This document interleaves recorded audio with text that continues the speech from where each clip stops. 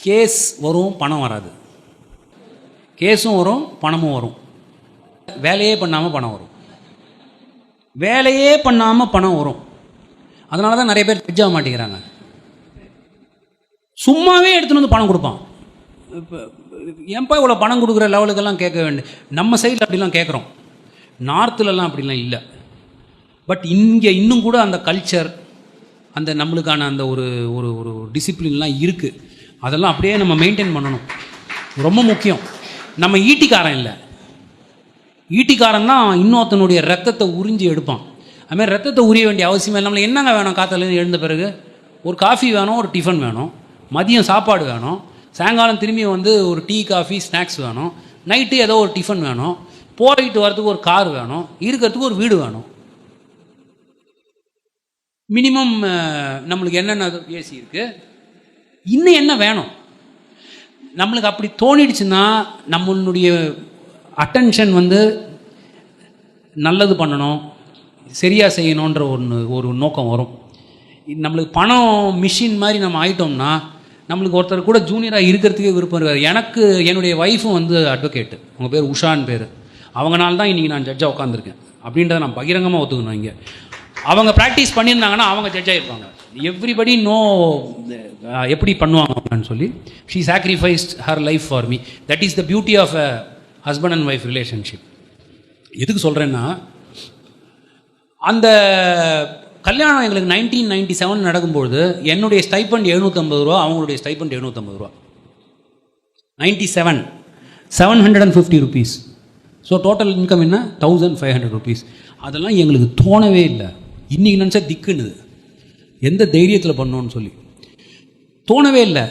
So அந்த பணம் கிரிப்புக்குள்ளே நீங்கள் அந்த இனிஷியல் இயர்ஸில் மாட்டினீங்க அப்படின்னு சொன்னால் உங்களால் மேலே வர முடியாது. I am sorry to say it, but அதுதான் உண்மை. உங்களை பிடிச்சி இழுக்கும். பண்ணு, இவரை போய் பாரு, அவரை போய் பாரு, கொஞ்ச நாள் வேலை செய்யும் அது. அதுக்கப்புறமா வந்து உங்களை ரொம்ப பாதாளத்துக்கு எடுத்துகிட்டு போயிடும். நீங்கள் நல்ல மேலே வரணுன்னா நல்ல ஃபவுண்டேஷன் போட்டு தான் ஆகும். ப்ளீடிங்ஸ்க்கு நான் சொன்ன ஃபவுண்டேஷன் மாதிரியே ப்ரொஃபஷன்லேயும் நீங்கள் அந்த ஃபவுண்டேஷன் போடலை அப்படின்னு சொன்னால் குறுக்கு வழி வந்த எவனும் உருப்பிட்டதா சரித்திரமே இல்லை. அவனும் அழிவான், அவன் குடும்பமும் அழியும். இதை வந்து நம்ம மனசில் வச்சுக்கணும். நம்மெல்லாம் திருவள்ளுவர் வாழ்ந்த நாட்டில் வாழ்ந்துக்கிட்டு இருக்கோம். நம்ம கம்பர் வாழ்ந்துக்கிட்டு இருந்த நாட்டில் வாழ்ந்துகிட்டு இருக்கோம். அவங்க எல்லாரும் முதல்ல பேசின பேச்சே ஒழுக்கத்தை பற்றி தான். ஔவை ஆண ஆரம்பிக்கும்போது அறம் செய்ய விரும்புன்னு ஆரம்பிக்கிறாங்க. படின்னு சொல்லலை அவங்க, முதல்ல அறத்தை வளர்த்துக்கோ, அப்புறம் கல்வியை வளர்த்துக்கோன்றாங்க. ஏன்னா அறம் இல்லாத கல்வி ஹேக்கரில் போய் முடியும்.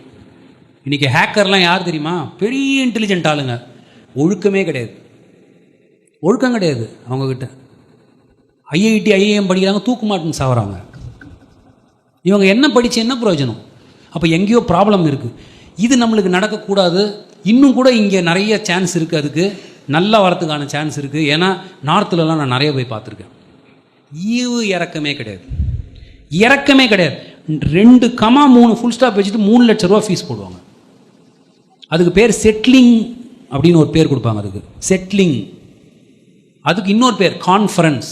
கான்ஃபரன்ஸ்னால் என்னென்னா, நம்ம பேசிக்கினே இருப்போம், அவங்க வந்து இப்படி பார்த்துட்டே நெக்ஸ்ட் கேஸ்ன்னுவாங்க. 3.5 லட்சம் ரூபா. அநியாயம். இது வந்து ஒட்டாது அந்த பணம். அப்படி ஒரு பணம் நம்ம வச்சு தான் வாங்கணுன்ற அவசியமே இல்லை. நான் ஏன் இவ்வளவு ஸ்ட்ரெயின் எடுத்து 7 மணிக்கு உங்கள்கிட்ட இதை சொல்கிறேன்னா, நீங்கள் கேட்டது ரொம்ப முக்கியமான கேள்வி. இந்த கேள்வி, பணத்தை பற்றி யோசிக்காதீங்க. தானாக வரும் ஒரு ஸ்டேஜில். உங்களை எவ்வளோ பேர் இழுக்க ட்ரை பண்ணுவாங்க. இவர் போய் பாருங்கள், அவர் போய் பாருங்கள், இப்படி போய் பண்ணுங்க, அப்படி. எதுக்குமே விழாதீங்க. ஒரு நாள் உங்களுக்கு வந்து உங்களை அறியாமல் ஒரு பெரிய ஆஃபீஸே உங்களை சுற்றி உருவாயிருக்கும். அதுக்கு பண்ண வேண்டிய ஒரே வேலை, கன்சிஸ்டண்ட்டாக வேலை செய்யுங்க. எல்லாராலையும் வந்து கபில் சிபல் மாதிரியும் பராசரன் மாதிரியும் சோலி சொராப்ஜா மாதிரி இருக்க முடியாது. ஆனந்த் வெங்கடேஷ் மாதிரியும் சில பேர் வாழ்ந்தாகணும். எப்படி வாழ்ந்தாகணும்னா, கன்சிஸ்டண்ட்டாக பண்ணிக்கிட்டே இருக்கணும்.